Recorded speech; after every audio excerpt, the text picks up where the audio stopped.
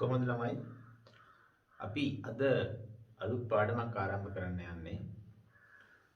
පාඩමේ නම තාප භෞතිකය කියන පාඩම. අපේ විෂය නිර්දේශයේ 4 වෙනියට තියෙන පාඩම. එතකොට මේ පාඩමට අපි සාමාන්‍යයෙන් කියන්නේ තාපය පාඩම කියලා. එතකොට මේ පාඩම මේ විදියට වීඩියෝස් මාර්ගයෙන් ඉදිරියට කරගෙන යන්න තමයි බලාපොරොත්තුව. ඒකට අපේ පළවෙනි දවසේ. එතකොට මේ පාඩම ආරම්භ කරන්න ඔයාලා ගාව මගේ ටියුට් එක. මගේ නිබන්ධනය තියෙන්න ඕන. ඉතින් මගේ පන්තියෙන් ළමයින්ට නම් මම නිබන්ධනය ඔයාලා ගෙවල් වලට ඔයාලගේ අතටම ලැබෙන්න සලස්සලා තියෙන්නේ. මගේ පන්තියෙන් නැති අයට මේ නිබන්ධනයේ PDF එකක් වීඩියෝ එක පහළ තියෙන ඩිස්ක්‍රිප්ෂන් එකෙන් ඒ තියෙන ලින්ක් එකෙන් ඩවුන්ලෝඩ් කරගන්න පුළුවන්. ඒකට ඒක ඩවුන්ලෝඩ් කරලා print out එකක් අරගෙන ළඟ තියාගත්තොත් මේ පාඩම කරද්දී ඔයාලට ඒක නිබන්ධනයේ විදිහට දිගටම භාවිතා කරන්න පුළුවන්. හරි. එතකොට නිබන්ධනය නැති ළමයි පහළ ලින්ක් එකට ගිහිල්ලා ඒ PDF එක ඩවුන්ලෝඩ් කරගෙන ලින්ක් එකෙන් ඒක print එකක් දාලා තියාගන්න. එතකොට ඒක අපි දිගට භාවිතා කරමු. හොඳයි ළමයි. එතකොට මේ තියෙන ටියුට් එක මේක සමහර ළමයි ගාව තියෙනවා. නැති අය ඩවුන්ලෝඩ් කරගන්න පුළුවන්. එතකොට මේකේ ඔයාලා පළවෙනි පිටුව පිටුව අංක 1 කියන තැන අපි දාන්නේ තාප භෞතික කියලා මාතෘකාව තියෙනවා. 4 වෙනි පාඩම සහ මේ පාඩමේ තියෙන කොටස් 9. එතන අනු කොටස් 9ක් මේ පාඩමේ තියෙනවා. එතකොට මේ මාතෘකා 9 යටතේ තමයි අපි මේ පාඩම ඉදිරියට කරගෙන යන්නේ. එතකොට ඒ කොටස් 9 ඉතින් විස්තර කරන්න යන්නේ නැහැ. මොකද ඒවා කරද්දි බලා ගන්න පුළුවන් නේ. හරි. හැබැයි එතකොට දැන් මේකේ පළවෙනි කොටස පොඩ්ඩක් බලන්න. උෂ්ණත්ව මිතිය. ඔක තමයි අපි අද පටන් ගන්න යන්නේ. හැබැයි මේ උෂ්ණත්ව මිතිය කියන කොටසට යන්න කලින් පොඩි අපි මේ තාපය කියන්නේ මොන වගේ දෙයක්ද? සහ තව පොඩි කරුණු කිහිපයක් ඉගෙනගෙන ඉන්න ඕන. එතකොට ඒ ඉගෙන ගන්න ටික ඔය මාතෘකා 9 එකටවත් දාන්න බෑ. ඒක නිකම් පොදුවේ නිකම් මේ පාඩමට හැඳින්වීමක් විදියට අපි කරුණු කිහිපයක් ඉගෙන ගන්නවා. එතකොට ඒ ටික තමයි දැන් මම කතා කරන්නේ. ඒ ටික ලියා ගන්න ඕන ළමයි ඔයාලගේ පොතේ පිටු අංක 2. එන්න මෙතන පිටු අංකයේ තියෙන අංක 2 කියලා දාලා තියෙන තැන මේ ඉඳ දීලා තියෙන්නේ. ඔය දැන් මම උගන්වන කොටස ලියා ගන්න. තේරෙනවද? හොයාගන්න පුළුවන් නේද ඔයගොල්ලන්ට? අමාරුවක් නෑ. පිටු අංක 2. මේක 3 වෙනි පිටුවේ. උෂ්ණත්ව මිතිය කියන මාතෘකාව තියෙන්නේ 3 වෙනි පිටුවේ. ඊට කලින් පිටුවේ හිස් පිටුවක් තියෙනවා. එන්න මේ පිටුවේ ඒක ලියා ගත්තා නම් හරි. පිටු අංක 2. එතකොට ඔයාලා එහෙනම් මේ දෙවෙනි පිටුවේ පිටු අංක 2 උඩින්ම පොඩි අනුමාත්‍රකාවල් ලියපොගේ ලියගන්න. තාපය කියලා ලියා ගන්නවා. තාපය තමයි මාතෘකාව. දැන් අපි ඉස්සෙල්ලාම මේ තාපය කියන්නේ මොකක්ද කියලා පොඩි අදහසක් අපිට තියෙන්න ඕන. හරි. දැන් කවුරු හරි ඔයාලගේ තාපය යනු කුමක්ද කියලා ඇහුවොත් ඔයාලා දෙන්න ඕන උත්තරේ තමයි ළමයි තාපය කියන්නේ ශක්ති ප්‍රභේදයක් කියන එක. මොකද්ද? තාපය කියන්නේ ශක්තියක්. ඒ ඔයාලා දන්න ශක්ති වර්ග තියෙනන්නේ චාලක ශක්ති, විභව ශක්ති, නේ රසායනික ශක්ති, න්‍යෂ්ටික ශක්ති. අන්න ඒ වගේ ශක්ති ප්‍රභේදයකට අපි තාප ශක්තිය නැත්නම් තාපය කියලා කියනවා. එතකොට මේ තාප ශක්තියට තියෙන ලක්ෂණයක් ගැන අපි මෙතන කතා කරනවා. හැබැයි තාප ශක්තියට විතරක් තියෙන ලක්ෂණයක් නෙවෙයි තව සමහර ශක්ති වර්ග වලටත් තියෙනවා. ඒ තාප ශක්තියට පුළුවන් ළමයි සංක්‍රමණය වෙන්න.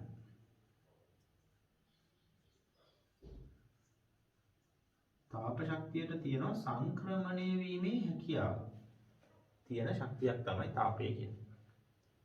එතකොට මේ තාප ශක්තිය සංක්‍රමණය වෙනවා කියන්නේ මොකද්ද? සරලව ගත්තොත් ගමන් කිරීම. يعني තාප ශක්තියකට පුළුවන් එක තැනක සිට තවත් තැනකට ගමන් කරන්න.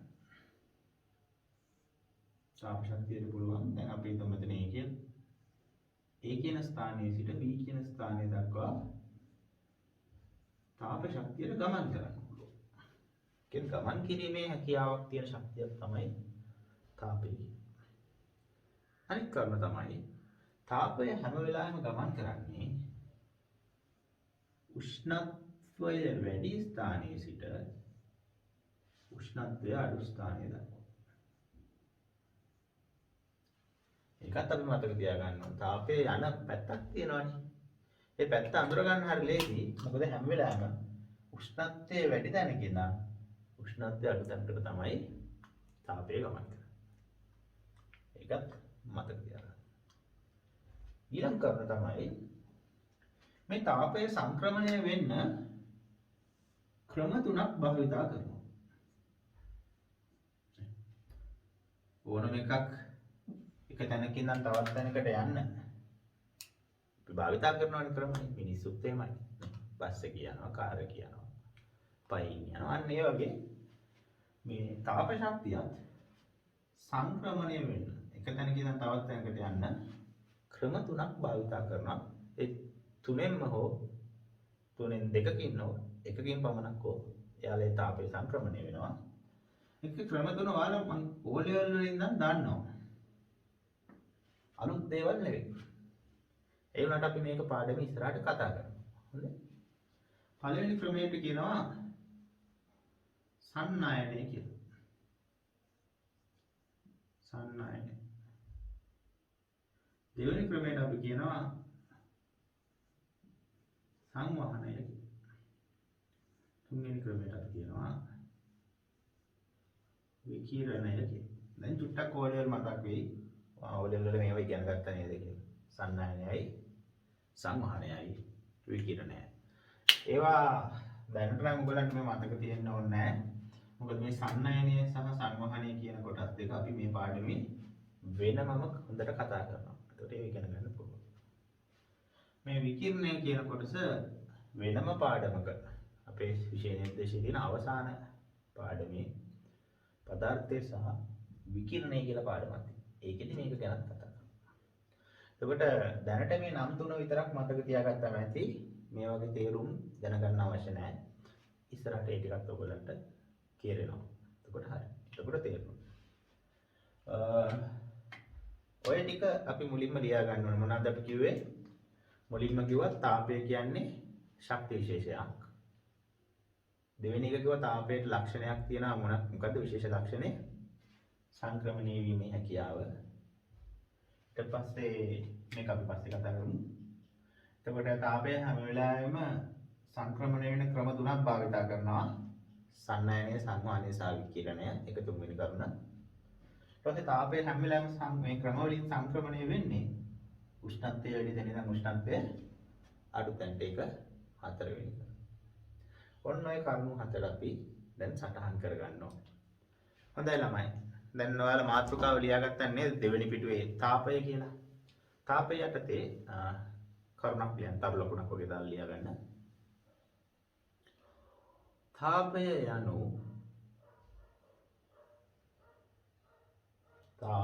යනු ශක්ති ප්‍රභේදයකි. තාපය යනු ශක්ති ප්‍රභේදයකි.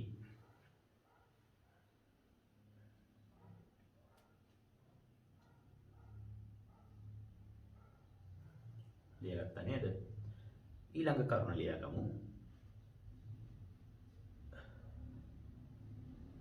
තාප ශක්තියට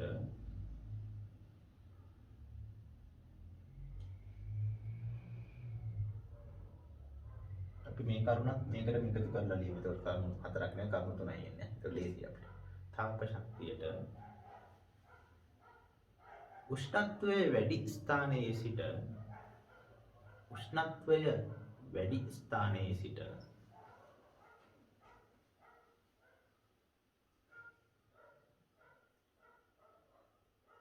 උෂ්ණත්වය අඩු ස්ථානය දක්වා උෂ්ණත්වය අඩු ස්ථානය දක්වා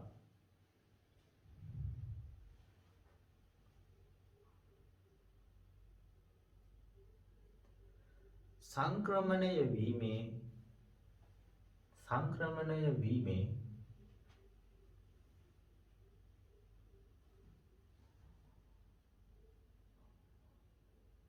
විශේෂ හැකියාවක් පවතී. විශේෂ හැකියාවක් පවතී.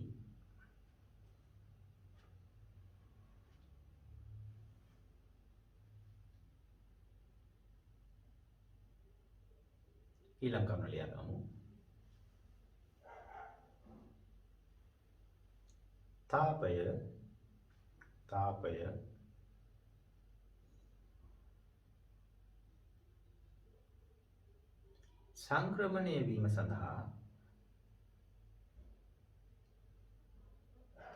තාපය සංක්‍රමණය වීම සඳහා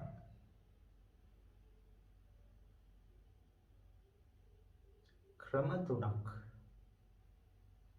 භාවිතා කරයි.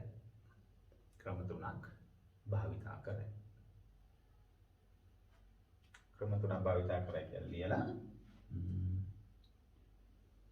1 2 3 කියලා අංක දාලා පහළට ලියා ගන්න.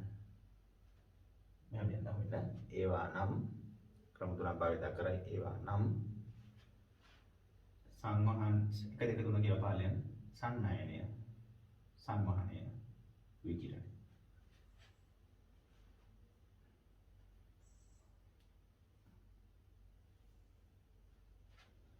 පහළට ලියාගෙන 1 2 3 සන්නයනය, සංවහනය, විකිරණය කියලා ලියලා මේකට පහළ පෙළියේ ලෙස හඳුන්වයි. ඒවා සන්නයනය, සංවහනය, විකිරණය ලෙස හඳුන්වයි.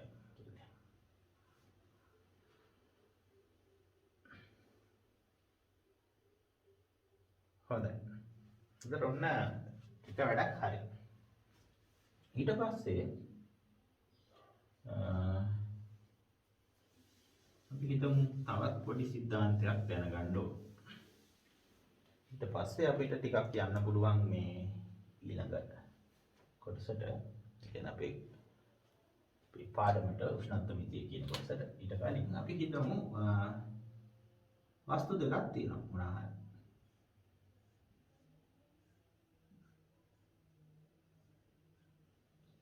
අපි හිතමු මෙයාගේ උෂ්ණත්වය සෙල්සියස් 100යි. මේක ගාව තියෙන තවත් වස්තුවක්.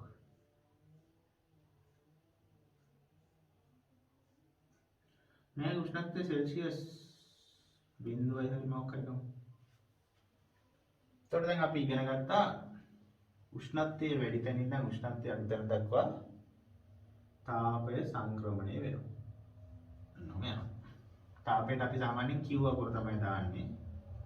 Q කියන්නේ තාපය නේ. තාපය. හැබැයි ළමයි මෙයාගෙන් තාපය පිට වෙනවා.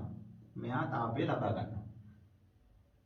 මොකක් හරි වස්තුවකින් තාපය පිට වෙනවා නම් එයාගේ උෂ්ණත්වය පහළ බහිනවා. කියන්නේ මේ 100 තියෙන එක 99, 98, 97, 96 වගේ ක්‍රමයෙන් පහළ බහිනවා. ඒ වගේම මතක තියාගන්න. මොකක් හරි වස්තුවක් තාපය අවශෝෂණය කරොත්, ලබා ගත්තොත් එයාගේ උෂ්ණත්වය ක්‍රමයෙන් ඉහළ නගිනවා. එතකොට මේ සෙල්සියස් 0 හිටිය එක්කෙනා ටික 1 2 3 4 විදිහට ඉහළ නගිනවා. එතකොට මේ උෂ්ණත්වය මේ වැඩි එක්කෙනාගේ අඩු වෙනවා, අඩු එක්කෙනාගේ වැඩි වෙනවා. කොහොම ටිකක් වෙලා ගියාම එක වෙලාවක මේ දෙන්නගේ උෂ්ණත්වය එකම අගයකට එනවා නේ. එහෙම වෙන්න බෑ නේ. වැඩි එක්කෙනා පහළ බහිනවා, අඩු එක්කෙනා කියලා. එතකොට ඕම වෙලා එක වෙලාවක දෙන්නගේ උෂ්ණත්වය සමාන වෙනවා නේ. එතකොට මේ දෙන්නගේ උෂ්ණත්වය මම හිතා ගන්නම් කිසියම් අපි දන්නේ යාගේ දෙන්නගේ උෂ්ණත්වය එක වෙලාවක සමාන වෙනවා. මෙයාගේ උෂ්ණත්වය සෙල්සියස් θ කියලා ගමු. මෙයාගේ උෂ්ණත්වය සෙල්සියස් θ. ඔන්න ඔය අවස්ථාවට මේ දෙන්න එක වෙලාවකපත් වෙනවා. මොන අවස්ථාවද? උෂ්ණත්ව දෙක එක වෙලාවක දෙන්නගේ සමාන වෙනවා. අන්න එතකොට දැන් අපි දන්නවා තාපය යන උෂ්ණත්වය වැඩි තැනින් ඉඳන් අඩු තැනට උෂ්ණත්ව සමාන වුණා නම් තාපයක් යන්න බෑ නේ.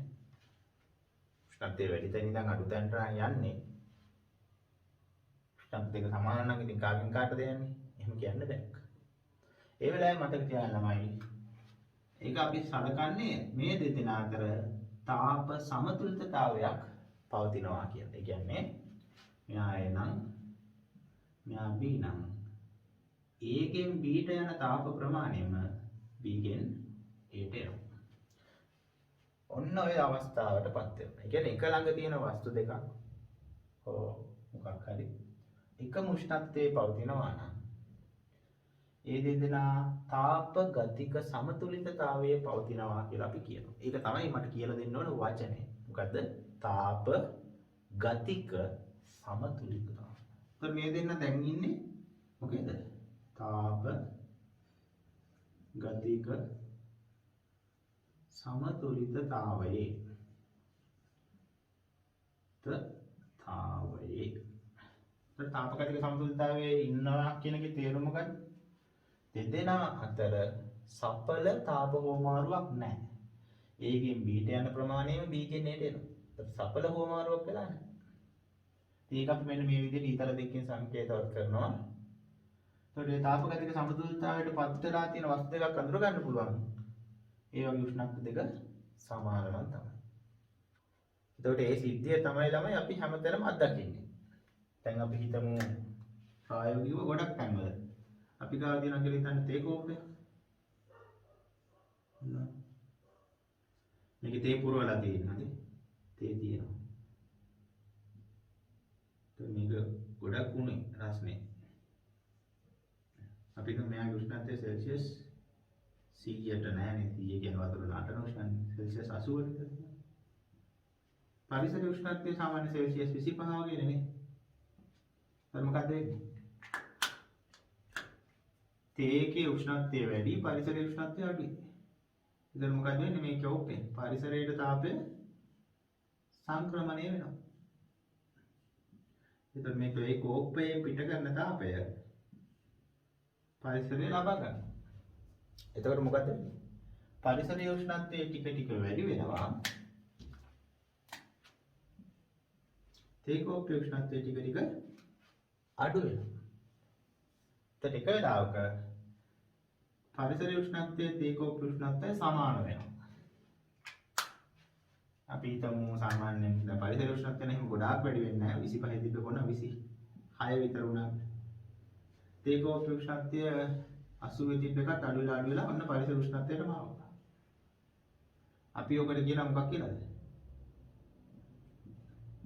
අපි කට වචනෙන් කියන තේක නිවුණා කියලානේ. ඒ තේක නිවුනේ කොහමද? තේ කෝප්පේ තියෙන තාපය පරිසරයට මුදා හැරලා. එතකොට තේක නිවුණාට පස්සේ පරිසරයේ උෂ්ණත්වයයි තේකේ උෂ්ණත්වය සමානයි කියන්නේ. එතනින් පස්සේ තියෙන්නේ තාප සමතුලිතතාවය. කියන්නේ තේකෙන් සඵල තාපය පරිසරයට මුදා හරින්නේ නැහැ. ඉතින් අපිට ඕන එතකොට අපිට තාපය ගන්න දිශාවක් පෙන්වන්න බෑ. කොහොම හරි මෙයා පරිසරයට සපයන තාපයම පරිසරයෙන් මෙයාට දෙනවා. ඒත් මෙයා මේ මොහොතේ පරිසරයත් එක්ක තාප ගතික සමතුලිතතාවයට තමයි අවසානයේ පත් වෙන්නේ. ඉතින් ඒ වගේ ඕනෑම උෂ්ණත්ව දෙක තියෙන වස්තු දෙකක් එකට තිබ්බොත් දෙදෙනා අතර තාපය හෝමාරු කරගෙන අවසානයේ යාලපත් වෙනවා මෙන්න මේ කියන තත්ත්වයට. මොකද්ද? තාප ගතික සමතුලිතතාවයට. ඒකට කියන්නේ මේ අවස්ථාවේ දෙදෙනා අතර සඵල තාපයක් නැහැ. දෙන්නාගේ උෂ්ණත්වයත් සමානයි. තේරුණානේ? මම ඒක ආයෙ දෙපාරක් රිපීට් කරා ඔයගොල්ලන්ට. උන්ද ඒක ගොඩක් වැදගත්. මේ තාපයේ පාඩමේ කෙලවර වෙන්නේ උතනින්. ඒ කියන්නේ මොකක් තිබ්බත් අවසානයේ තාප ගතික සමතුලිතතාවයටපත් වෙලා තමයි නවතින්නේ. ඕනම එකක්. ඒකින්ද තමයි මම දෙපාරක් මේක ආපහු කියුවේ.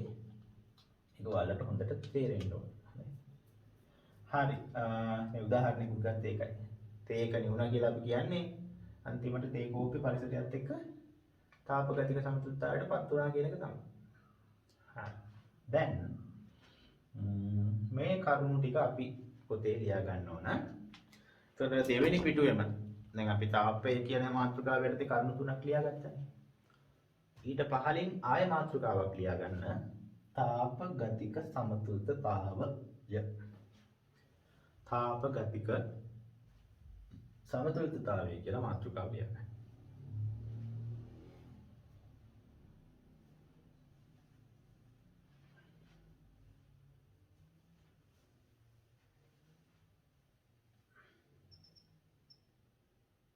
හරි. ලියාගත්තනේ. ඒකට පහලින් කරුණු විදියට ලියන්න එපා. ඒක අපි ඡේදයක් විදියට ලියාගමු. මෙහෙම ලියා ගන්න.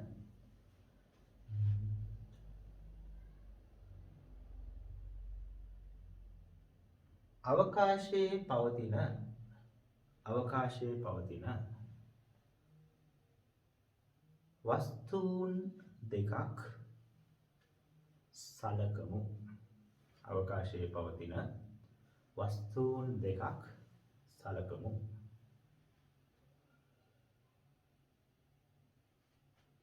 හොඳයි. ඊළඟට මේකටම ලියා ගන්න. එම වස්තුන් දෙක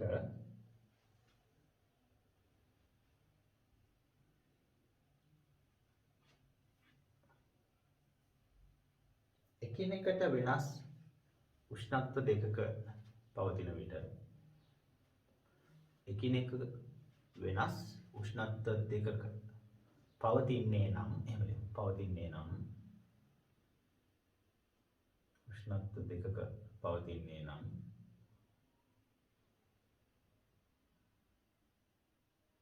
උණුසුම් වස්තුවේ සිට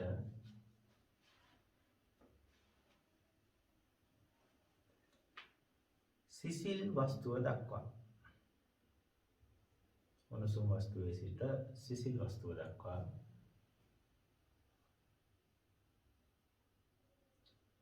තාපය සංක්‍රමණය වීම සිදුවේ. තාපය සංක්‍රමණය වීම සිදුවේ.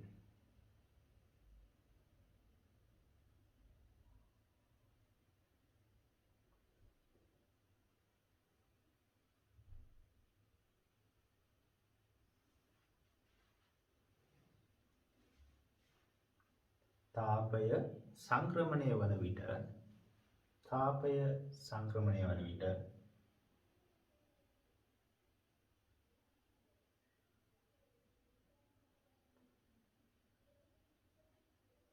උණුසුම් වස්තුවේ උෂ්ණත්වය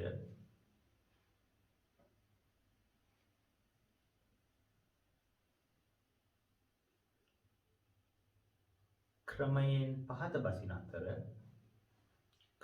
පහත බසින අතර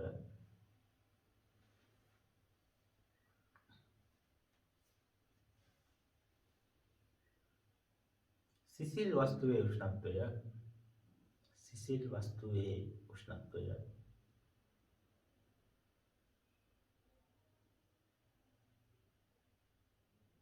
ක්‍රමයෙන් ඉහළ නගිනු ලබයි.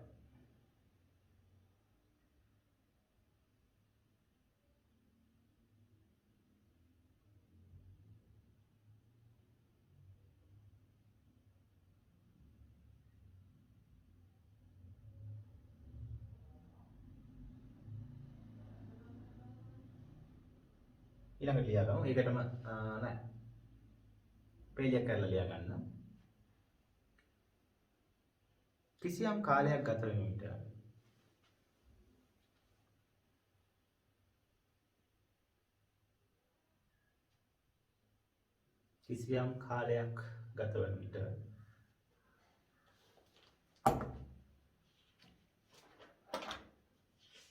මෙම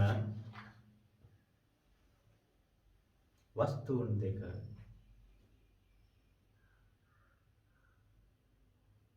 එකම උෂ්ණත්වයකට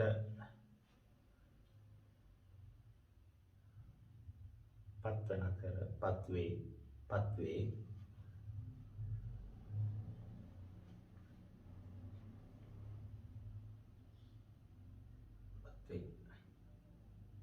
එවිට වස්තු දෙක අතර සඵල තාප හුවමාරුවක්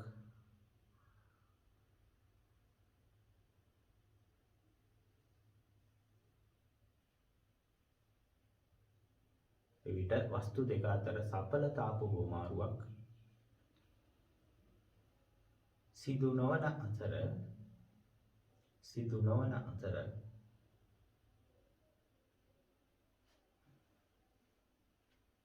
මෙයට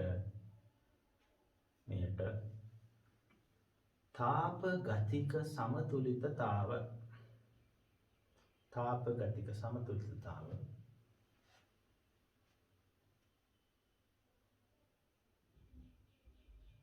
යයි කියනු ලබයි. තාප ගතික සමතුලිතතාව යයි කියනු ලබයි.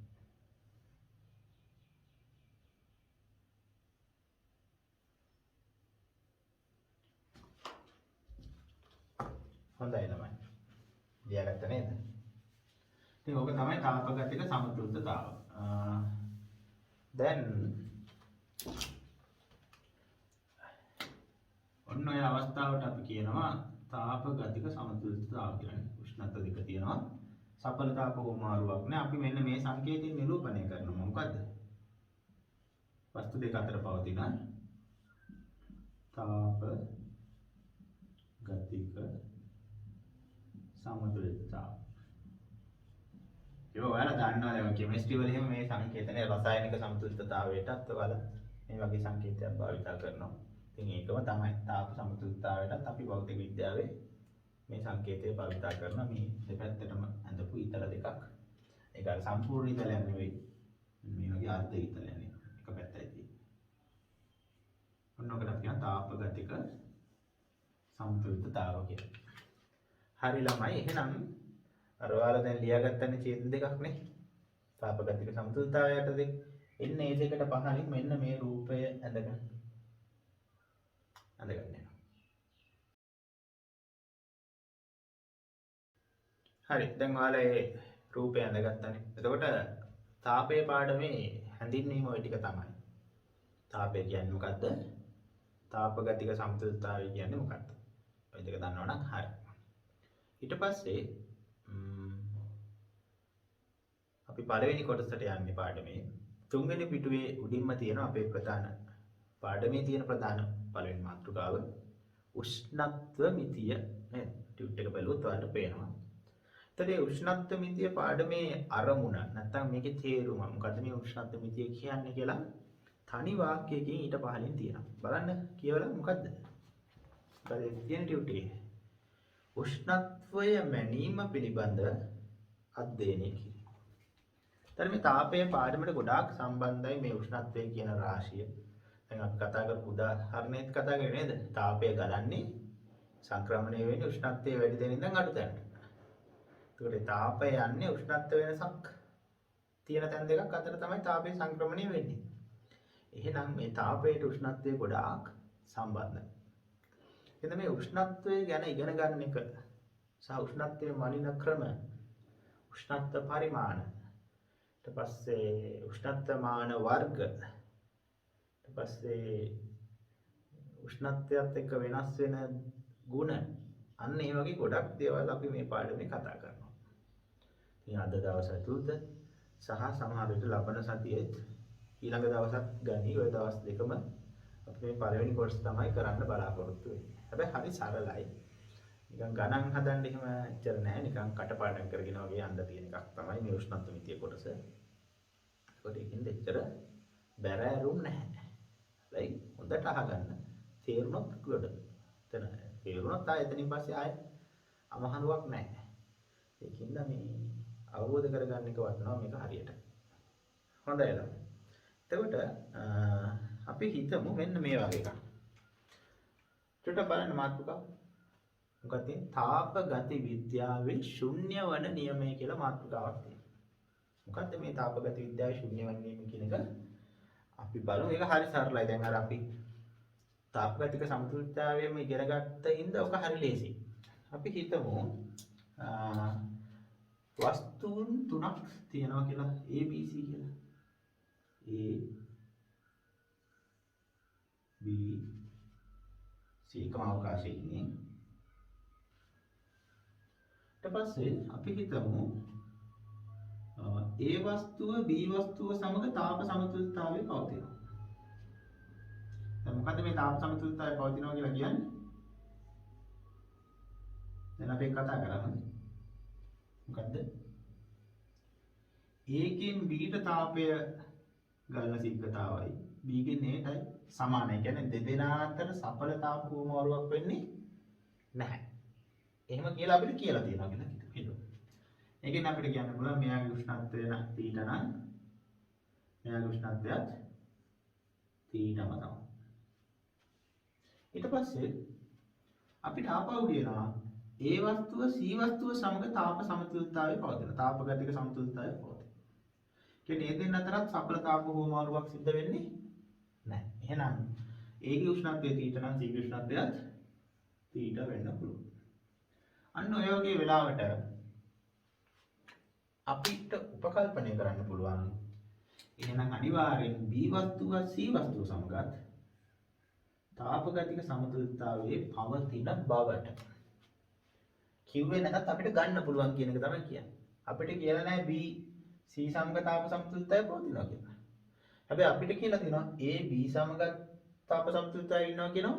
ඒ වගේම A C සමගත් ඉන්නවා කියලා තියෙනවා. ඉතින් A මෙයත් එක්කත් තාප සමතුලිතතාවය තියෙනවා නම් A Bත් එක්කත් තාප සමතුලිතතාවය තියෙනවා නම් අපිට නිගමනය කරන්න පුළුවන් B C සමගත් තාප සමතුලිතතාවය පවතිනවා කියලා. ඉතින් ඕක නියමයක් විදිහට ඉදිරිපත් කරලා තියෙනවා. අපි ඔකට කියනවා තාප ගති විද්‍යාවේ ශුන්‍ය වන නියම. ශුන්‍ය කියන්නේ බිඳුව ඉලක්කමක්. තාප ගති විද්‍යාවේ ශුන්‍ය වන නියම කියන්නේ ඔන්න ඕක තමයි. මම මේකට පොඩි උදාහරණයකුත් ඕනනම් දෙන්නම්. අපිට කියනවා මෙහෙම.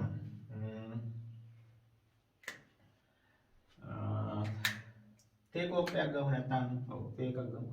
වතුර වීදුරක් ගමු. මොන වතුරද? මේක ඇත්තේ වතුර තියෙන. කුණු වතුර තියෙන. වතුර පුරවලා තියෙන.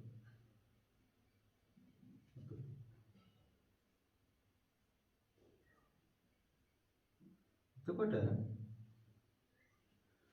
අකුණු වතුර නෙවෙයි සාමාන්‍ය කාම උෂ්ණත්වයේ තියෙන වතුර තියෙනවා. එතකොට අපිට තේරෙනවා දැන් වතුරේ උෂ්ණත්වය අපි හිතමු සෙල්සියස් 25යි. මේ වීදුරුවේ උෂ්ණත්වය සෙල්සියස් 25යි. ඒ කියන්නේ මොකද්ද? මේ වතුර සහ වීදුරුව අතර තාපගතික සමතුලිතතාවයක් පවතිනවා. වතුරයි වීදුරුවයි අතර තාපගතික සමතුලිතතාවයක් තියෙනවා. ඊට පස්සේ අපි හිතමු වීදුරුවේ උෂ්ණත්වය 25යි පරිසර උෂ්ණත්වය 25යි. එහෙනම් වීදුරුවයි පරිසරය අතරත් තාපගතික සමතුලිතතාවයක් පවතිනවා. හරියට A B සමගත් තියෙනවා A C සමගත් තියෙනවා. වගේ තමයි වීදුරුව ජලය සමගත් තාප සමතුලිතතාවය තියෙනවා. වීදුරුව පරිසරය සමගත් තාප සමතුලිතතාවය තියෙනවා. එහෙනම් අපි B C සමගත් එහෙනම් තියෙන්න ඕන කියනවා වගේ මෙතන මොකක්ද එහෙනම්? වතුර පරිසරය සමගත් තාප සමතුලිතතාවයේ තියෙනවා කියලා අපිට උපකල්පනය කරන්න පුළුවන් කියන එක තමයි ඔය තාපගත විද්‍යාවේ ශුන්‍ය වන නියමයෙන් කියන්නේ. ඒක එහෙම තමයි උපකල්පනයක් නෙවෙයි ඒක සත්‍යයක්. වතුර වීදුරුව වීදුරුව ජලය සමගත් තාප සමතුලිතතාවය තියෙනවා. වීදුරුව පරිසරය සමගත් තාප සමතුලිතතාවය තියෙනවා. එහෙනම් අපිට කියන්න පුළුවන් ජලය පරිසරය සමගත් තාප සමතුලිතතාවයේ පවතිනවා කියලා කියන්න පුළුවන්. තේරුණාද? ඒ වගේ ABC කියන්නේ මොන හරි වස්තු හරියට වීදුරුවයි ජලයයි පරිසරයයි වගේ තමයි. මට හිතෙන්නේ ටික ප්‍රමාණවත් ඇති කියලා. ඉතින් මොන හරි වස්තුවක් දෙදෙනෙක් සමග වෙන වෙනම සමතුලිතතාවයේ පවතිනවා නම් ඒ අනිත් දෙදෙනා අතරත් තාප සමතුලිතතාවයක් පවතිනවා. ඒක එහෙම කියන්න පුළුවන්. පැහැදිලිනේ? හරි ළමයි. දැන් තාපගත විද්‍යාවේ ශුන්‍ය වන නියමය කියලා ටියුට් එකේ මාතෘකාව තියෙනවා. මාතෘකාවට පහළින් මේ රවුම් තුන විතරක් ඇඳලා තියෙනවා නේ. දැන් ඔයාලා කරන්න ඕන මේ රූපේ බලාගෙන ඒ රවුම් තුන සම්පූර්ණ කරලා මේ ඊතල ටික මෙහෙම ගාලා මේ රූපේ සම්පූර්ණ කරගන්න. ඔයාලට ලේසි වටේ තමයි මේ රවුම් ටික ඇඳලා තියෙන්නේ. ඒකේ රූපේ සම්පූර්ණ කරගන්න. හරි. දැන් රූපය ඔයාලා සම්පූර්ණ කරගත්තා. එතකොට ඒක දැන් අපි මේ කියවගමු. හරි නියමයක අපි කටපාඩම් කරගන්න ඕනේ. කොටු කරලා තියෙන්නේ කොටු ඇතුලේ තියෙන්නේ ඒ තාපගත විද්‍යාව ශුන්‍ය වන නියමය තමයි. කියවගමු. අවකාශයේ තබා ඇති A, B හා C වස්තු තුනක් සැලකමු. A වස්තුව වෙන වෙනම B වස්තුව සමගත් C වස්තුව සමගත් තාපගතික සමතුලිතතාවයේ පවතී නම් B වස්තුව C වස්තුව සමගද තාපගතික සමතුලිතතාවයේ පවතී යයි කිව හැකිය. මේ අනුව A, B හා C වස්තු වල උෂ්ණත්ව සමාන වේ. ඉතින් ඔන්න ඕක තමයි තාපගත විද්‍යාවේ ශුන්‍ය වන නියමය කියන්නේ. හරි. මේකම තමයි මේ වචනේ විස්තර කරේ. A වස්තුව B සමගත් A වස්තුව C සමගත් තාපගතික සමතුලිතතාවය පවතිනවා නම් B වස්තුව C සමග තාපගතික සමතුලිතතාවයේ පවතින බව කිව හැකිය. හරි. එතකොට මේ කොටු කරලා තියෙනවානේ නියමය ළමයිනේ. පේනවන්නේ? මෙන්න මේ කොටු වස්තු දාලා තියෙන්නේ. ඔන්න ඕක highlight කරගන්න. හරි. ඒක highlight කරගන්න.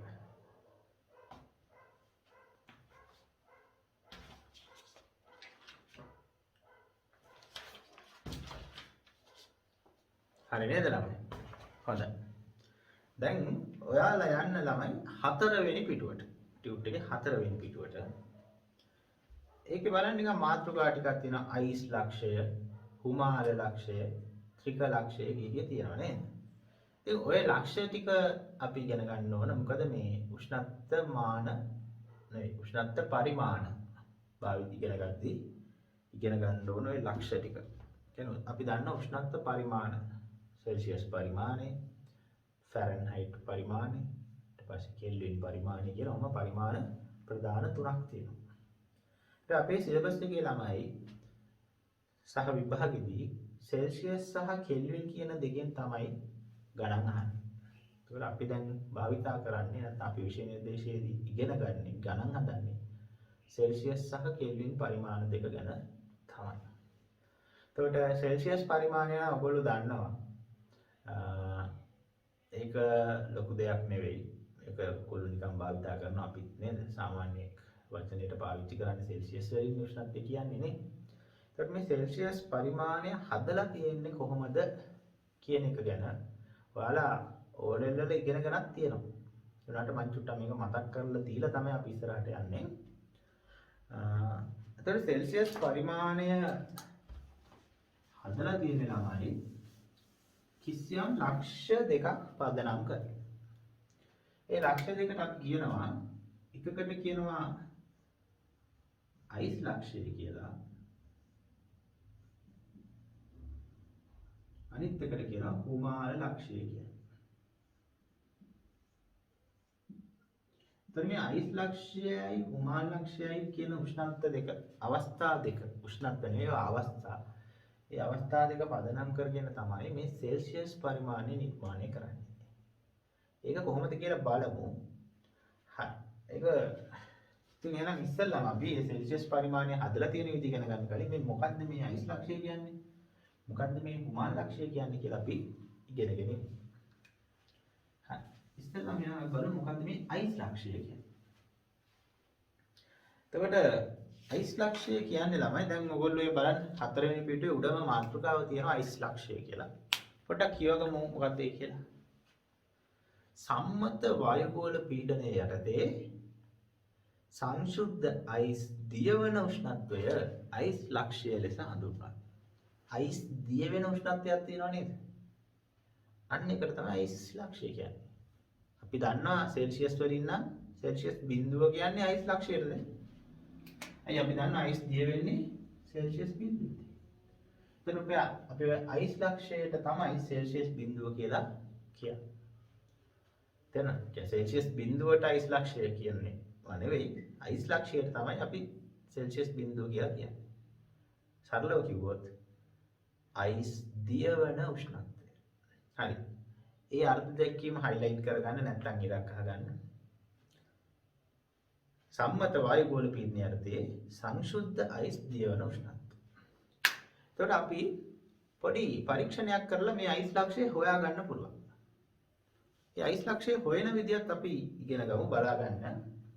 ඒකට අපිට ඕන තමයි පුනීලයක්. පුනීලයක්. පුනීලයක් අරගෙන ඔකට අපි පුරවනවා අයිස් කැට. අයිස් කැට පුරවනවා. අයිස් කැබල් ටිකක් පුරවනවා.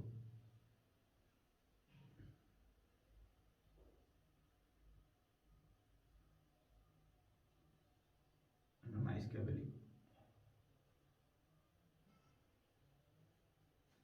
පුරවලා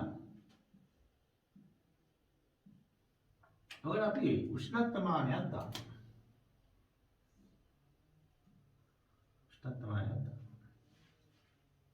දාලා ටිකක් වෙලා ඔක තියලා තියෙනවා. ටිකක් වෙලා යනකොට තමයි මේකෙන් වතුර බින්දු බින්දු වැක්කිරෙන්න ගන්න. ඒ වතුර බින්දු වැටෙනවා කියන එකෙන් කියවෙන්නේ මොකද්ද?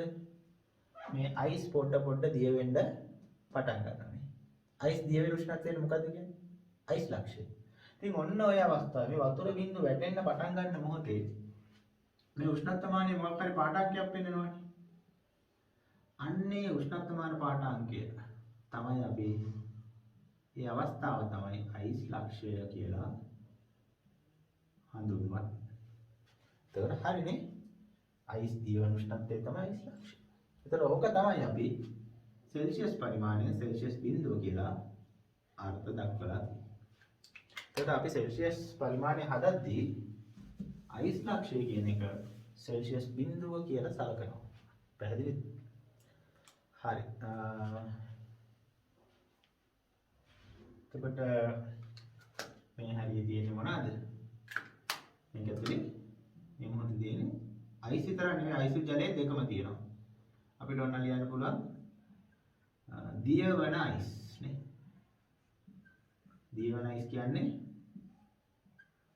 අයිස් සහ ද්‍රව ජලය. ජලය කියලා ලියන මේ ජලය කියලා නේ ද්‍රව ජලය නේ. අයිස් ජලය දෙන්නම තමයි මේක ඇතුලේ දැන් මේ මොහොතේ තියෙන්නේ. ඒ දිය වෙනවා. අයිසුත් තියෙනවා ජලයක් තියෙනවා. ජලය ටික වැටෙනවා පාට.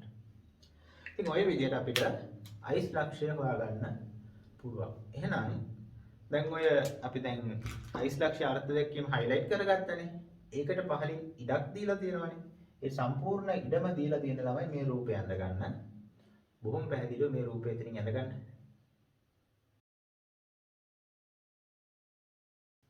අපි දැන් අයිස් ලක්ෂය ගැන කතා කරා. නෝට් එකක් ලියාගත්තා රූපෙත් දැනගත්තා. ඒක හරි. ඊට පස්සේ අනිත් එක අපි කියන හුමාල ලක්ෂය කියලා.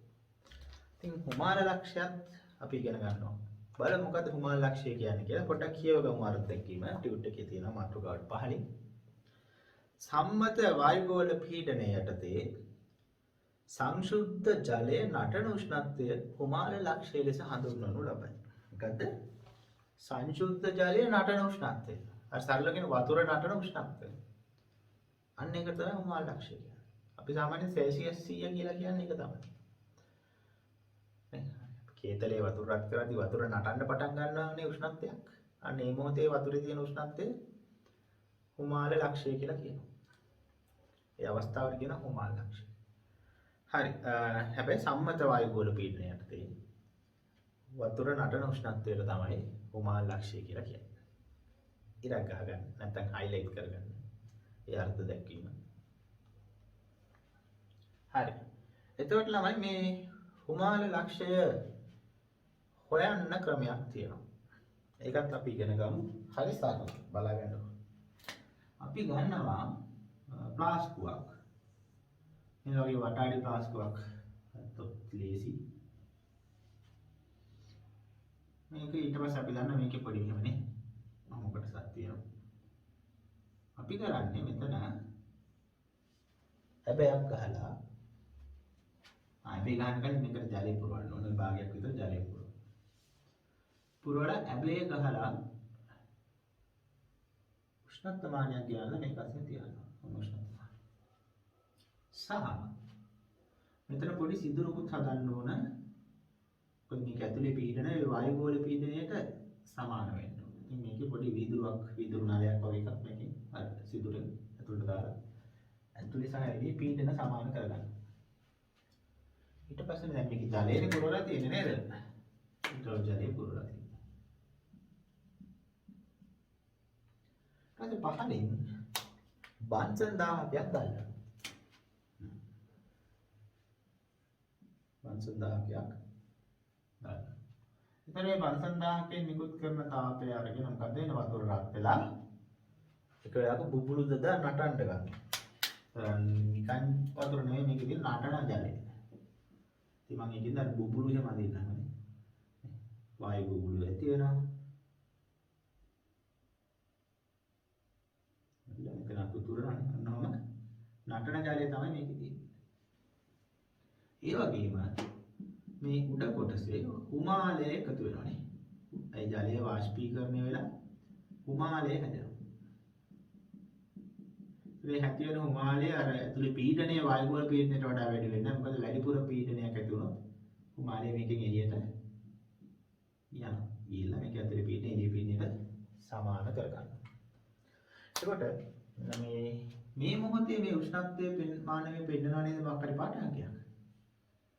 අන්න ඒකට තමයි අපි උමාල ලක්ෂය කියලා කියන්නේ. සාමාන්‍යයෙන් අපි ඒකට කියන ඊට පස්සේ අපි අර්ථයක් කරනවා ඒ උෂ්ණත්වයට සෙල්සියස් 100 කියලා තමයි උමාල ලක්ෂයට කියන්නේ. පැහැදිලිද? එතකොට මේක ගත්තොත් මෙතන තියෙන්නේ උමාලය. මෙතන තියෙන්නේ නටන ජලය. එතකොට උමාලයේ ජලයයි දෙන්න තමයි මේකේ සමතුලිතව පවතින්නේ. එතකොට මේ මොහොතේ මේ පද්ධතිය උෂ්ණත්වයට අපි කියනවා උමාල ලක්ෂය. සෙල්සියස් වලින් නම් ඒක අපි සෙල්සියස් 100 කියලා අර්ථ දක්වනවා. මට හිතෙන්නේ තේරෙන්නේ නැති නේ? තේරුණාද? හොඳයි. දැන් එහෙනම් අපි අර අර්ථ දැක්වීම highlight කරගත්තානේ. ඒකට පහලින් මේ රූපය අඳින්න තමයි මේ සම්පූර්ණ ඉඩ දීලා තියෙන්නේ. අර්ථ දැක්වීමට පහලින් මේ රූපය ඇඳගෙන ඉන්න. හොඳයි. දැන් අපි ලක්ෂ්‍ය දෙකක් ගැන ඉගෙන ගත්තා. අයිස් ලක්ෂයයි හුමාල ලක්ෂයයි. එතකොට ළමයි අපි දැන් මේ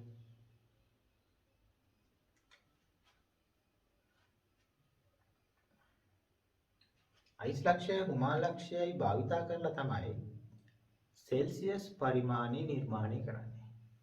ඒක කොහොමද කියලා චුට්ටක් අපි පැහැදිලි කරගමු. දැන් මෙහෙමයි. අපි හිතමු අපි දැන් උෂ්ණත්වමානයක් කරමු කියලා අරගෙන දැන් අපි උෂ්ණත්වමානයක් ගත්තා. අපි හිතමු මොන හරි ඔන්න වගේ රසදිය වීදුරු අපිට නිතරම හම්බෙන જાති උෂ්ණත්වමානයක් ගත්තා.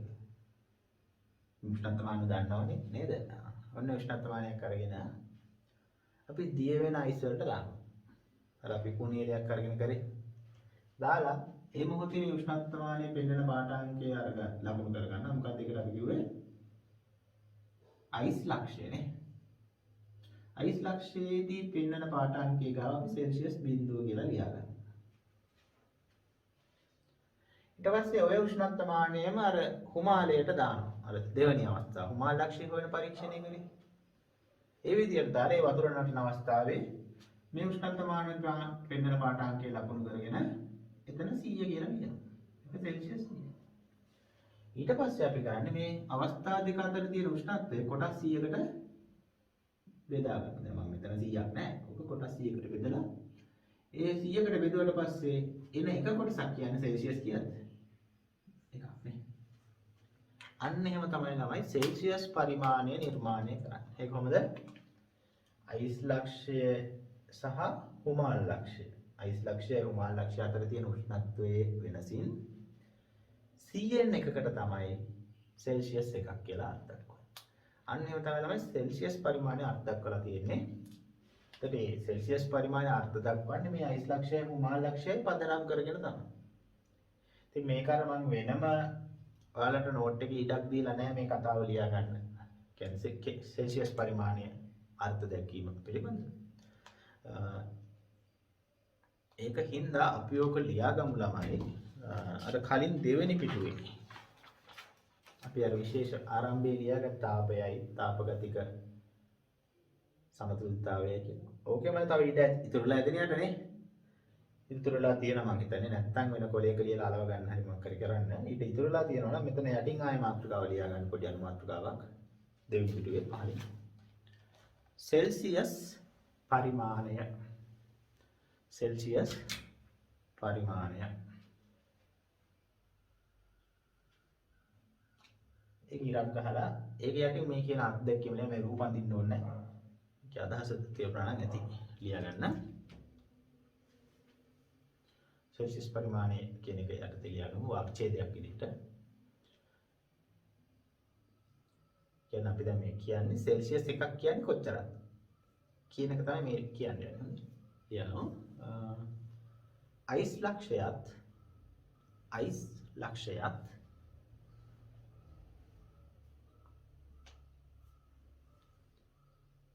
හුමාන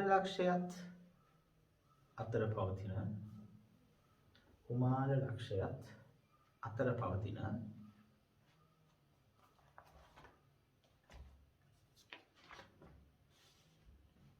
උෂ්ණත්ව අන්තරයෙන්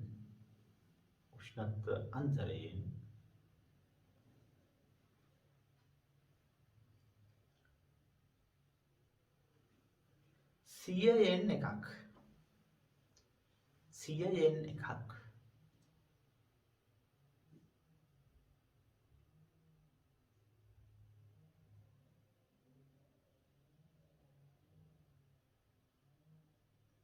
සෙල්සියස් එකක්.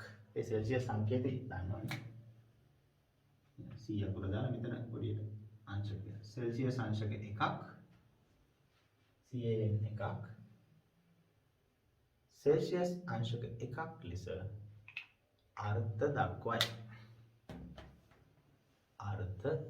දක්වයි. හරිනේ. ඉතින් ඕක තමයි සෙල්සියස් පරිමාණය අත්දැකීම කියලා හෙව්වොත් ලියන්න තියෙන්නේ. අයිස් ලක්ෂය සහ හුමාන ලක්ෂය අතර පවතින උෂ්ණත්ව අන්තරයෙන් 100න් එකක් සෙල්සියස් එකක් ලෙස අර්ථ දක්වයි කියලා ලියුවා නම් හරි. හොඳයි. දැන් ළමයි ආපහු එන්න ඔයාලගේ ටියුට් එකේ 4 වෙනි පිටුවට. මාතෘකාව තියෙනවා ත්‍රික ලක්ෂය කියලා. මොකද්ද මේ ත්‍රික ලක්ෂය කියන්නේ? කියලා අපි බලමු. පොඩ්ඩක් නිකන් හිතා ගන්න අමාරු ගතියක් එනවා මෙහෙම ලක්ෂයකුත් තියනවාද කියලා දුන්නාට පස්සේ. හරිද? ඒකට එහෙම එකක් තියෙනවා. ඉස්සෙල්ලා කියලා දීලා ඉන්නම්කෝ. හරි?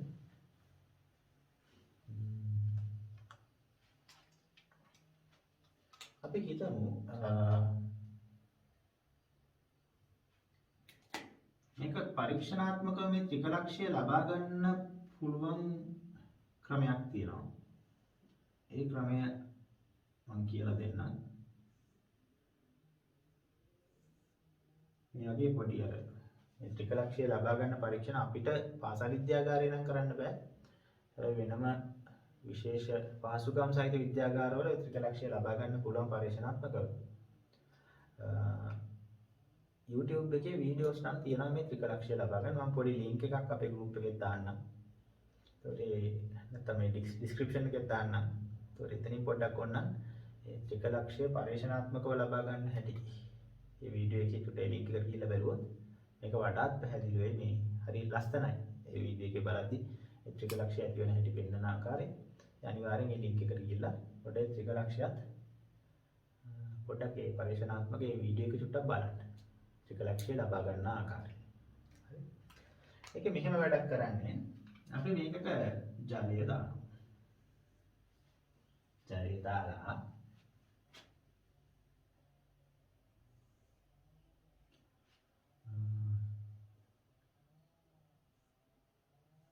මේකට අපි උෂ්ණත්වමානයකුත් දානවා.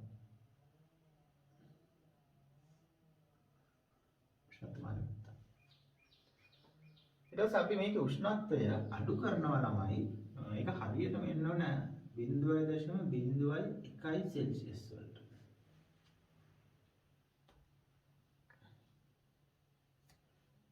එයාගේ අපි මතක තියාගන්න ඕනේ සෙල්සියස් නම් 0.01ට වෙනකන් අඩු කරලා උෂ්ණත්වය කොහොමද මේකේ මේ අගේ නියතව තියාගෙන ගොඩක් අඩු උෂ්ණත්වයක කරන්න ඕනේ. මේකේ තියෙන වාතය අපි රික්ත පොම්පයකින් එළියට අදිනවා. වාතය එළියට අදිනවා. ඒ සරලව කිව්වොත් මේක ඇතුලේ පීඩනය අපි ටික ටික අඩු කරනවා. මේකේ පීඩනය මොකද කරන්නේ? ටික ටික අඩු කරනවා. උෂ්ණත්වය මේ වගේ තියාගෙන මේන්ටේන් කරගන්න ඕනේ. ඒක අඩු කරගෙන යද්දී එක අවස්ථාවක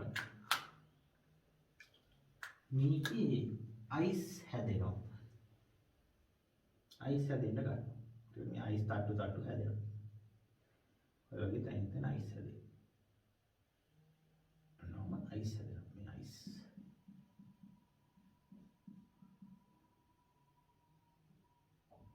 මොනවද අයිස් හැදෙනවා.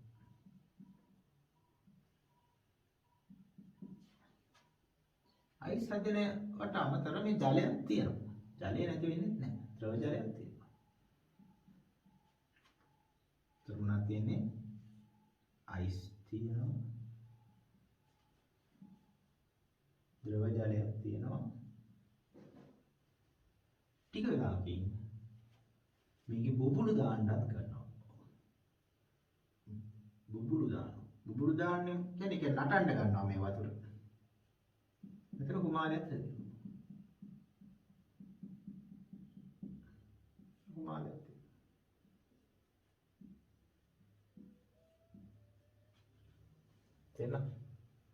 ඒ කියන්නේ අර තුන් දෙනාම එකට ඉන්නවනේ. දැන් ද්‍රව ඝන වායු නේ අයිස් ජලය කුමක්. ඔය තුන් දෙනාම එකට ඉන්න අවස්ථාවක් අපිට ලබා ගන්න පුළුවන්. අන්න ඔය අවස්ථාව ලබා ගන්න පුළුවන් උෂ්ණත්වයට අපි කියනවා ත්‍රික ලක්ෂය. ඇත්තටම සෙල්සියස් වලින් නම් මෙන්න මේ වගේ අගයක්. හැබැයි ඒක අපිට වායු ගෝල පීඩනයේදී ගන්න බෑ. ඒක අපිට ගන්න වෙන්නේ ගොඩක් අඩු පීඩනයේදී. පීඩනයට තගයක් තියෙනවා නිශ්චිත මට ඒක මතක නැහැ.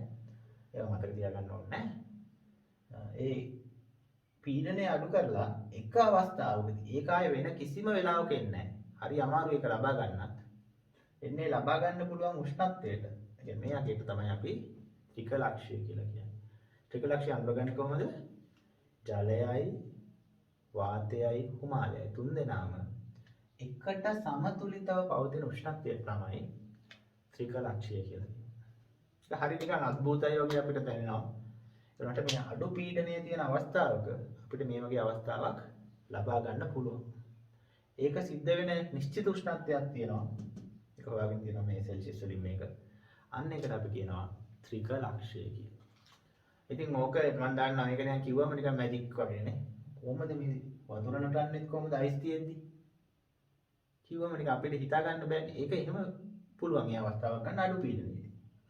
ඒකයි මේ මැජික් එකක් වගේ කියන ගැතිය නැති කරන්න තමයි මම කිව්වේ අර මම පහල ඩිස්ක්‍රිප්ෂන් එකේ දාන්න ලින්ක් එකේ තියෙන වීඩියෝ එක බලන්න. මම කොහොමකට ගෲප් එකෙත් දාන්නම්. ගෲප් එකේ නැති ළමයින්ට පහල ඩිස්ක්‍රිප්ෂන් එකේ තියෙන ලින්ක් එකෙන් මේ වීඩියෝ එක බලන්න. මගේ එකක් නෙවෙයි. මම අර YouTube සර්ච් කරද්දි මට හම්බෙච්ච එකක්. ඒක ජලයට කරපු එකකුත් නෙවෙයිද කොහෙද? කියන්නේ ජලයට විතරක් නෙවෙයි ත්‍රික ලක්ෂය තියෙන්න පුළුවන්. අනිත් ඒවාටත් තියෙන්න පුළුවන්. ඉතින් කොහොම හරි ත්‍රික ලක්ෂය ලබා ගන්න ඔය පරීක්ෂණය කරන යාල උෂ්ණත්මානයක් දාලා ජලයට කොයි තමයි. ඊට පස්සේ උෂ්ණත්වය මේ අඩු කරනක නම් පේන්නේ නැහැ. ඒක පිටින් බැලුවට පේන්නේ නැහැ. ඊට පස්සේ පීඩනය අඩු කරගෙන යද්දි එක වෙලාවක අපිට ඒකේ අයිස් හැදෙනවා පේනවා. වගේම වතුරක් තියෙනවා, ද්‍රවයක් තියෙනවා පේනවා. වගේම බුබුලු දාන්නත් ගන්නවා. කියන්නේ ද්‍රව ජලය, අයිස්, කුමාරය තුන් දෙනාම එකට ඉන්න අවස්ථාවක් කියනවා. අන්න ඒ අවස්ථාව ලැබෙන උෂ්ණත්වයට අපි ත්‍රික ලක්ෂය කියලා කියනවා. හොඳයිනේ? හරි. දැන් එහෙනම් අපි මේ අර්ධකයම කියවගන්න. ඒතර හරි සරලයි අර්ධකයම. කියවගමු බලන්න ත්‍රික ලක්ෂයක් තියෙන එක. සංශුද්ධ අයිස්, සංශුද්ධ ජලය හා සංශුද්ධ ජල වාෂ්ප. එකිනෙක සමතුලිතව පවතින උෂ්ණත්වය ත්‍රික ලක්ෂය ලෙස හඳුන්වන්නේ. ඉතින් මේ තුන් දෙනාම එකට ඉන්න උෂ්ණත්වය තමයි ත්‍රික ලක්ෂය කියන්නේ. ඉතින් මේවා අඳින්න එහෙම ඕනේ නැහැ. ඕනනම් ඕනකමක් තියනවා කොහෙද ඇඳලා තියාගන්න නැත්නම් කමක් නැහැ. ඒක ගන්න හැටි තමයි මම කිව්වේ. නිකන් ඔයාලා අර්ධකකින් මතක තියාගත්තත් ඇති. හැබැයි වීඩියෝ එකෙන් බලලා තියන්න ඉතින් හොඳයි නේ. අපිටත් ආස හිතෙනවා එතකොට නේද? හරි. එහෙනම් ඔය අර්ධකකින් නිරගහ ගන්න. සංසුද්ධ අයිස් සංසුද්ධ ජලය හා සංසුද්ධ ජල වාෂ්ප එකිනෙක පවතින උෂ්ණත්වය ත්‍රික ලක්ෂය ලෙස හඳුන්වයි. හරි. ඒක හයිලයිට් කරගත්තද? හයිලයිට් කරගත්තා නම් පොඩි වාක්‍යයක් අකට එකතු කරගමුද? ඒ කියන්නේ දැන් ඔයාලා හයිලයිට් කරානේ නේ ලෙස හඳුන්වනු ලබයි. ඒ ලබයි කියලා නවත්තපු තැනින් මම මේ කියන වාක්‍ය ලියාගන්න ඉස්සරහට හඳුන්වනු ලබයි කියලා එතනට නේ. එතනින් පස්සේ මේ අගට මේ වාක්‍ය එකතු කරගන්න. සෙල්සියස් පරිමාණයට අනුව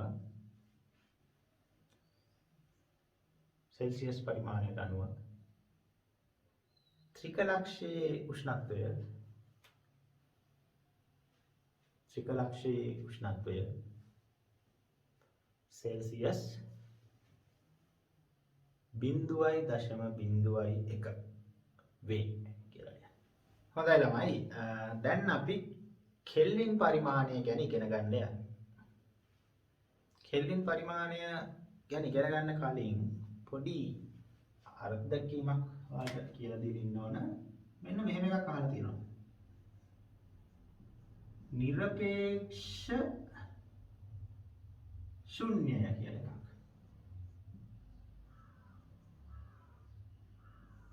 නිරපේක්ෂ ශුන්‍ය කියලා වචනයක් අහලා තියෙනවද? නිරපේක්ෂ ශුන්‍ය කියන්නේ ළමයි මේ විශ්වයේ පවතින්න පුළුවන් අවම උෂ්ණත්වය. يعني නිරපේක්ෂ ශුන්‍ය තමයි අපිට අත්දකින්න පුළුවන් අවම එක. අපිට ඇත්තට මේක අත්දකින්න බෑ. තියෙන්න පුළුවන් අවම උෂ්ණත්වයට තමයි නිරපේක්ෂ ශුන්‍ය කියලා අපි කියන්නේ. කියන්නේ ඔයාලා ඒක කෙමිස්ට්‍රි වල පොඩ්ඩක් කියන්නේ කියලා දුන්න නැති වුණාට කෙමිස්ට්‍රි වල ඒක ඔයාලා මට මෙහෙම කියලා දෙන්න පුළුවන්. දැන් උදාහරණයක් ගත්තොත් ඔයාලා කෙමිස්ට්‍රි වල මෙන්න මෙහෙම ප්‍රස්තාරයක් හදිනවා නේද? වායුවක උෂ්ණත්වයත් එක්ක ඒ වායුවේ පරිමාව වෙනස් වෙන ආකාරයේ ප්‍රස්තාරයක්. මම හිතන්නේ ඒව කරලා ඇති දැන්ට. මෙන්න මෙහෙම ප්‍රස්තාරයක් කරන උෂ්ණත්වය වැඩි වෙද්දී පරිමාව වැඩි වෙගෙන යනවා. කොහොම ප්‍රස්තාරයක් හදිනවනේ. චාල්ස් නියමය කියලා අපි කියනවා. එතකොට මේක අපි මෙහෙම පස්සට දික් කරොත් මෙන්න මේක සිද්ධ වෙන උෂ්ණත්වය ඔයගොල්ලෝ නේද? අපි ඒගොල්ලෝ එක ලියනවා නේද? ඍණ 273.15 සෙල්සියස්. මෙන්න මේ උෂ්ණත්වයට තමයි නිරපේක්ෂ ශුන්‍ය කියලා කියන්නේ. ඒ කියන්නේ විශ්වයේ ඊට වඩා අඩු උෂ්ණත්වයක් තියෙන්න බෑ. ඕක තමයි විශ්වයේ තියෙන අවම උෂ්ණත්වය.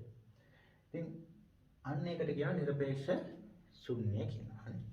ඒක නිරපේක්ෂ ශුන්‍ය කියන්නේ විශ්වයේ පවතින අවම උෂ්ණත්වය. ඉතින් මේ කෙල්වින් පරිමාණය හදද්දී මෙන්න මේ නිරපේක්ෂ ශුන්‍ය කියන උෂ්ණත්වය කෙල්වින් බිඳුව කියලා කලකනවා.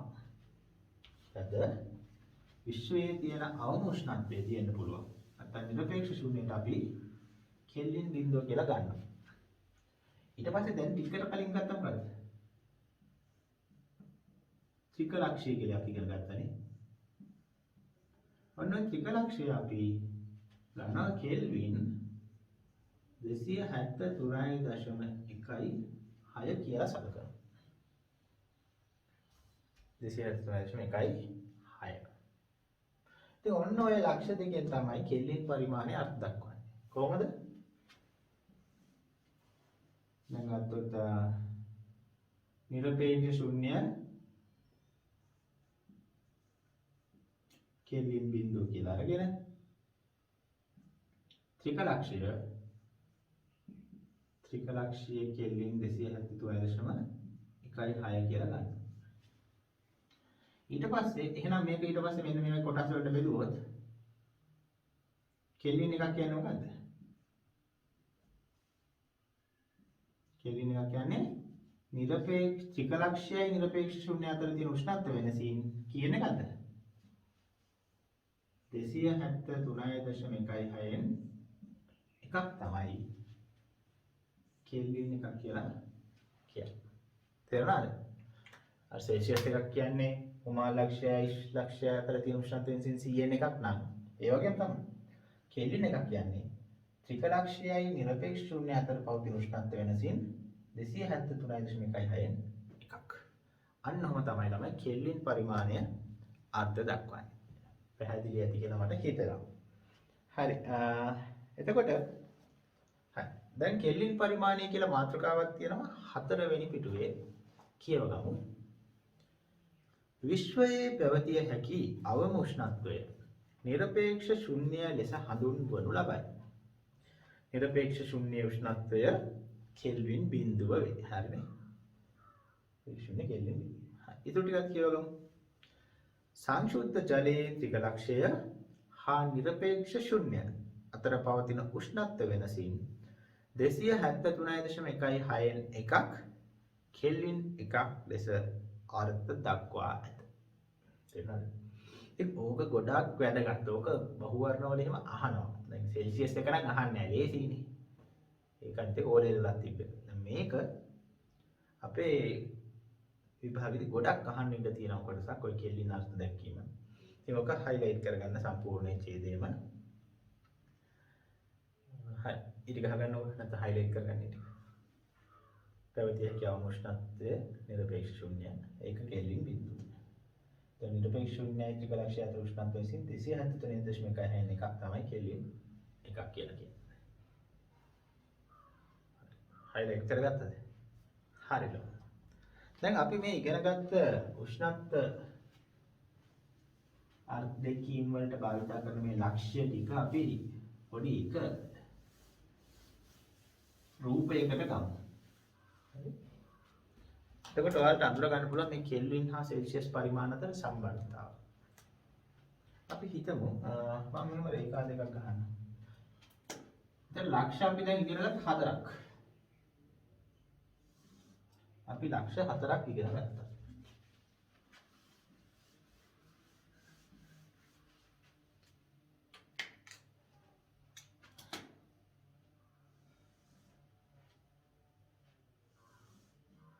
මේක රේඛාවක් මම ගන්නවා සෙල්සියස්. අනිත් රේඛාව කෙල්වින් කියලා ගන්නවා. ඒතර අපි එකකින් ඉගෙන ගත්ත එක ලක්ෂ්‍ය තමයි හුමාල ලක්ෂ්‍ය. ඒක තමයි උඩම එකනේ. ලොකුම එක. හුමාල ලක්ෂ්‍යය.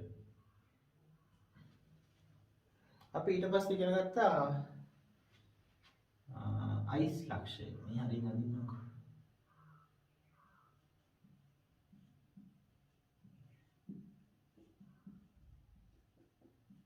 මේ හුමාල ලක්ෂ්‍යය කියන්නේ සෙල්සියස් නම් 100 නේ. අයිස් ලක්ෂ්‍යය කියන්නේ සෙල්සියස් බිඳුවනේ. ඒක අපි දන්නවා. ඊට පස්සේ අපි ඉගෙන ගත්තා ත්‍රික ලක්ෂ්‍යය. මේ හරිය තියෙන චුට්ටක් පොඩි. ත්‍රික ලක්ෂ්‍යයේ සෙල්සියස් වගේ අපි දන්නවා.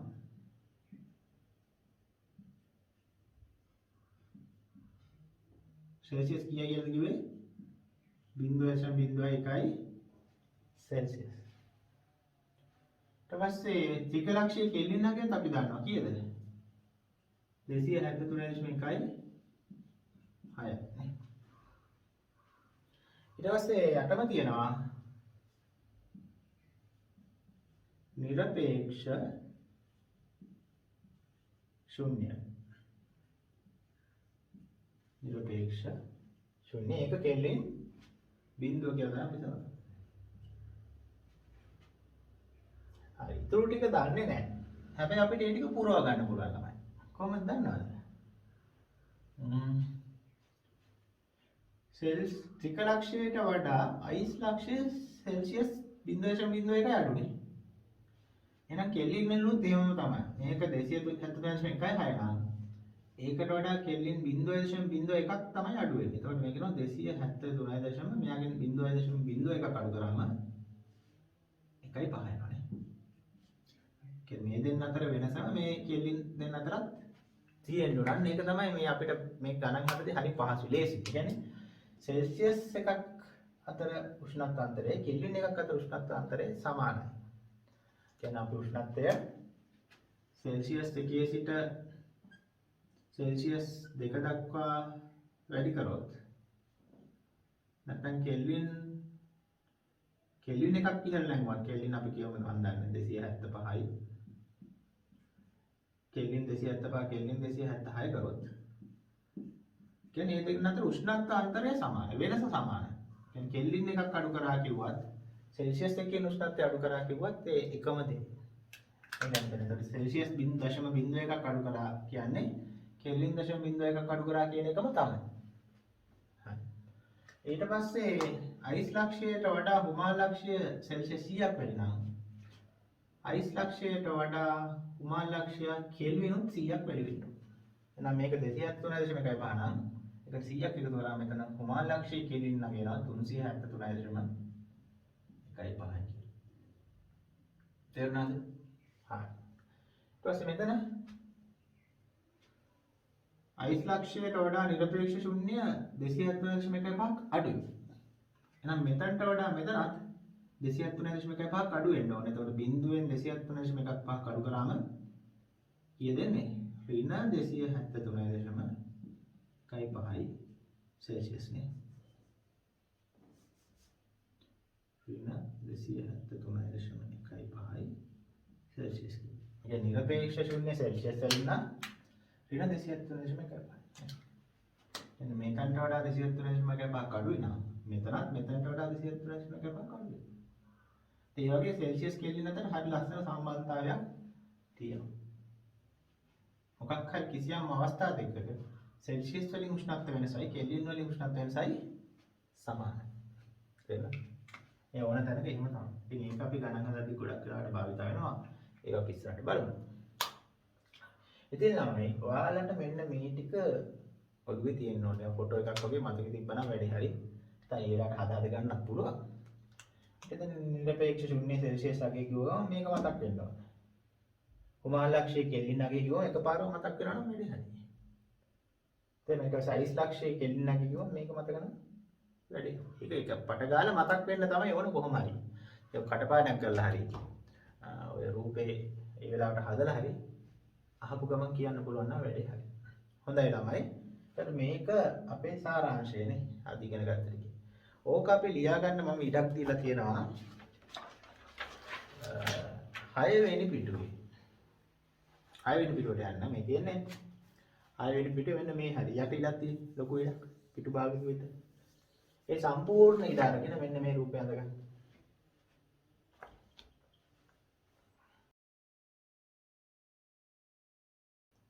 හරි. දැන් ඔයාලා මේක අඳගත්තානේ. දැන් මේක දිහා බලද්දී අපිට අර කෙල්වින් සහ සෙල්සියස් අතර සම්බන්ධය අඳුර ගන්න පුළුවන්. කොහොමද? හැමතැනකම මේ සෙල්සියස් අගයට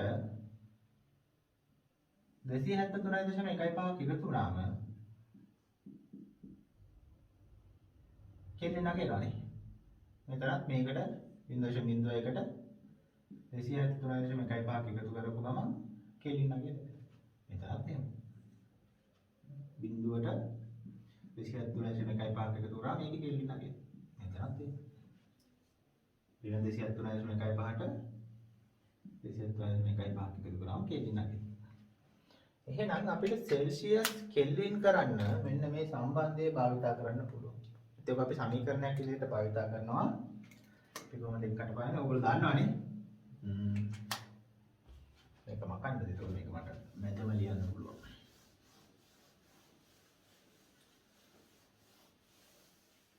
කොහොමද කරන්නේ? සෙල්සියස් උෂ්ණත්වයට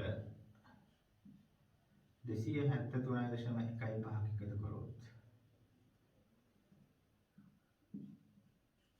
1.5ක් එකතු කරොත් අපිට කෙල්වින් උෂ්ණත්වය ලැබෙනවා. ඒක මම කෙල්වින් උෂ්ණත්වය කැපිටල් T අකුරෙන් දානවා. දැන් මේ T කිව්වේ උෂ්ණත්වය සෙල්සියස් වලින්. කැපිටල් T කිව්වේ උෂ්ණත්වය කෙල්වින් වලින්. තර ගණන් හදද්දී සාමාන්‍යයෙන් මේ 273.15 වෙනුවට 273ක් තමයි ආසන්න වශයෙන් එකතු කරන්නේ. ඒ වුණාට මේ 0.15ක් තමයි හරි මේක කියලා පොඩ්ඩක් මතක තියාගෙන ඉන්න. ඕන වෙන අවස්ථාවලුත් එනවා.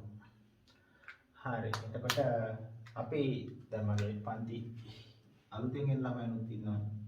එයාලට කියන්නේ දැන් මම මෙතන පොඩි හැම වෙලාවෙම සමීකරණයක් කියලා පොඩි රවුමක් දානවා. ඒ රවුමෙන් දාන්නේ මේ සමීකරණයේ අංකය. ඉතින් මේක අපි පළවෙනි සමීකරණය මේ පාඩමේ අපිට හම්බෙන අංක 1. ඉතින් ඔයාලත් ඉස්සරහට පාඩම් කරගෙන යද්දී මේ සමීකරණ අංකය දාන්න පුරුද්දක් ඇති කරගන්න. මොකද එතකොට අපිට අදහසක් එනවා මේ පාඩමේ සමීකරණ කීයක් තියෙනවද? මට ඒ කීයෙන් කීයක් මතකද කියලා අපිට මතක තියාගන්න ලේසි ඉස්සරහට. සාහිත්‍ය වාසි ගොඩක් තියෙනවා. ඒකින්ද මේ මම පුරුද්දට අංක දාගෙන යනවා. ඔයාලත් අද පළවෙනි දවසේ ඉඳන් හරි ලේසි අද පටන් ගන්න. අංක දාගෙන යන්න. ඊළඟ එක 2. ඊළඟට කොටු කරන එක 3.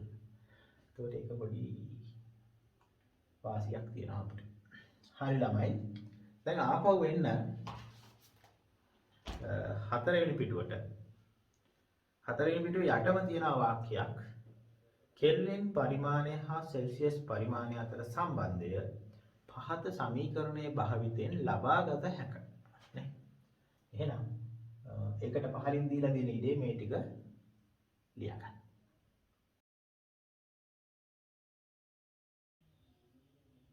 හොඳයි ළමයි. අද අපේ පන්තිය මම හිතන්නේ දැන් ඔය වීඩියෝ එක හැදුවට පස්සේ මට ඉතින් පැයකට පොඩ්ඩක් වැඩි පැය විනාඩි 10ක් 15ක් වගේ කාලයක වීඩියෝ එකක් තමයි මම හිතන්නේ අපිට හැදෙන්නේ. ඒතර අද මම මේ පොඩ්ඩක් කරේ. ලබන සතියේ නම් ඊට වඩා වැඩි කාලයක් අපිට කරන්න පුළුවන්. ඒකට උෂ්ණත්ව මිතියේ භාගයක් පමණ අද ඉවර කරා. තව ලබන සතියේ අපිට කරන්න තියෙන උෂ්ණත්ව මාන වර්ග පිළිබඳව ඉගෙන ගන්න යන්නේ. ඊට පස්සේ ලබන සතියේ ගණන් කීපයක් යමත් අපිට හදන්න පුළුවන්. එතකොට ලබන සතියේ අපිට උෂ්ණත්ව මිතිය කොටස අවසන් කරන්න පුළුවන්. එතකොට ළමයි මේ අලුත් පාඩමනේ.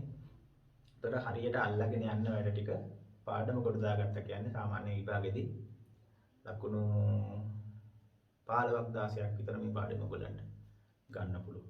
ඉතින් ඒකින්ද මේ හරියටම කියන්න බෑ ගන්න වෙනස් වෙනවා අවුරුද්දෙන් අවුරුද්ද. සාමාන්‍යයෙන් 15කට වඩා නම් කොහොමත් මේ තාපයේ පාඩමෙන් ගන්න පුළුවන්. ඉතින් ඒකින්ද මේ හොඳට මේ පාඩම කොට දාගෙන යන්න මුලින්ම පටන් ගන්න පුළුවන් ෆ්‍රෙෂ් පිටනේ. හරි. එහෙනම් ළමයි අපි ලබන සතියේ අලුත් වීඩියෝ එකකින් හම්බෙමු. බොහොම ස්තුතියි හැම දිනකටම.